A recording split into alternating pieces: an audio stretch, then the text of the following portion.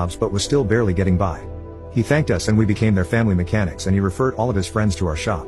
We all felt so good about helping her that we decided to do more. We went to the owner of the shop and told him that we wanted to do something and we needed his help. We wanted him to put up some money, and we would put up some money on our time and labor to help people who couldn't afford to repair their cars. He didn't agree right away, but we finally convinced him. We told him that it would be great for business, good word-of-mouth advertising as a shop that helped people while other shops didn't care. He liked that idea and gave us the go-ahead as long as it didn't interfere with our regular work and didn't cost him a lot of money. We all worked on commission, so our time and labor didn't cost him anything when we didn't have cars to work on.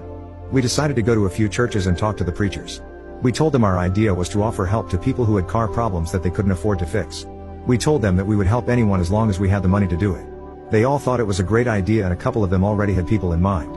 We told them that if people could afford to pay a little that we would accept it so we could use the money to keep going, but if they couldn't pay anything that was fine.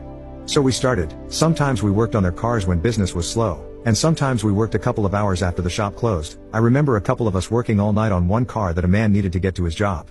And the word-of-mouth advertising worked. We started getting church members who heard about what we were doing and brought their cars in. They paid for the work and some donated to help us pay for parts. One church member donated an old car to us with a bad transmission. We went to a salvage yard in town and told the owner what we were doing, and he sold us a transmission at a big discount. We started getting all of our parts at a discount. We fixed everything on the car: new brakes, tires, oil change, tune-up, and made sure it was a good solid car. Then we went back to the churches to find someone who really needed a car. We found a family whose car had blown an engine and traded it for our car. Then we rebuilt the engine and did the same thing with it. We probably fixed or donated 8 to 10 cars the first year. The work we were doing made us all feel good, even the owner, who started putting up more money for the major repairs. Eventually, word reached our local newspaper about the charity work we were doing. They contacted the owner about doing a story. There was a big story in the Sunday paper about it.